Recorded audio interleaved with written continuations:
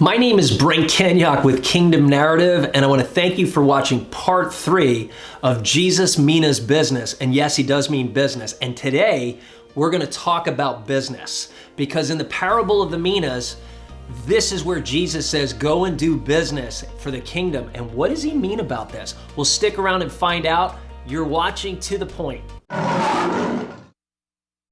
All right, guys, so this is the parable of the Minas. We have a fictitious story, a parable of a nobleman sending out the servants to go do business, to engage in business. That's what it talks about in verse 13 of Luke 19. And we want to find out, what does Jesus mean by doing business? And that's really what was in my mind. What does he mean by engaging in business? I wanted to know what that word business meant. And he asked to do it till he came back. Because again, this is a fictitious story, but Jesus came in the first coming as the sacrificial lamb. He comes back as the Lion of Judah. And in that time, he's giving us responsibilities. And one of those, go do business. So what does the word business mean? Well, let's look at it in Greek. It means pragmatuomai. Pragmatuomai. That's a Greek word. And what it means is to busy oneself, to trade, to carry on a business, to occupy. That is what I was excited about, occupying. What does he mean by this? Now I want to say something. What we think of when it comes to business and a job, I'm going to go make money, I'm going to do this and all that, I'm going to sell my business after 20 years. Really? It's me, myself, and I. It's my kingdom, my business. That's all that talk is. But here's what the kingdom of God is trying to say. Jesus is saying is go occupy to further the kingdom. What does he mean by that? And that's what you want to do. Now let's look at this for a second. Let's just look at it as a job. Let's say you go to apply for a job, there's an opening there, you fill it up. That's why we call it an occupation. There's a profession, a job, career, but it's an occupation. You're filling that hole in that company that's needed. That's a good thing. And you're serving that company to make it better. Keep doing that. That's an awesome thing. Bring the kingdom in. Now, let's say you own a business. What are you trying to do? You're trying to occupy the market, because the Webster's definition of occupy says to take or fill, to take or hold possession or control of. So you want to go into the market and occupy the market. Let me go ahead and give you an example. When I was up in North Carolina as a real estate agent, I had a heart for farming. And what was farming? You would go into a subdivision and try to occupy the market in that subdivision, win the market in that subdivision. So when I was up there, I did all the homework.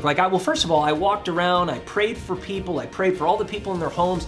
I'd wave to them, shake hands with them, have conversations. I wanted to know the people I was gonna serve, right? Now, not just that, but also I did all my homework to find out in the last 5 years how many homes were sold in that market.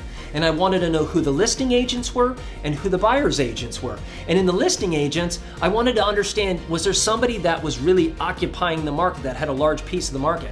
Well, up there I found there was one person that had about 15%, but I could still occupy that market. But when I came down to Florida, I found out in the subdivision I lived in, there was one family that had about 45%. That's a harder market to occupy, when somebody's already got about 45% of it. So that's what I mean by occupy. But you want to bring in the kingdom. You want to love people, serve them, tell people the good news, and do great things to serve the people around you and be a witness as well. That's what my heart is. Now, sometimes when you're on a job, you got to be covert. You do the best you can. But you can bring in service. You can bring in integrity, character, loyalty. There's so many things that you can do to bring in the kingdom. So this is important. I want to encourage you. When Jesus returns, he's going to want to find out, did you occupy when he gave you that job? Were you faithful with the skills, the talents, the gifts, the job, the business he gave you to bring the kingdom? Not just to make a lot of money and retire by the time you're 55, 60. What is that? Look, you might not work as many hours when you retire, but he wants you to bring the kingdom. We've got to get our minds on his kingdom, not on building our kingdom. And so we've got to get back to what Jesus said. Now, here's my first question. Are you occupying the market to the glory of God? Are you occupying your job to the glory of God? Are you bringing in the kingdom? You got to ask yourself that question. Now, application. Ask God for strategy to occupy the market, to bring the kingdom into your business, occupy your job, write it down and obey him. If you're like, I don't know what to do to bring the kingdom in, well, that's my job. My job is a kingdom business coach. If you need help, reach out to me. I'd love to serve you and get you on that path.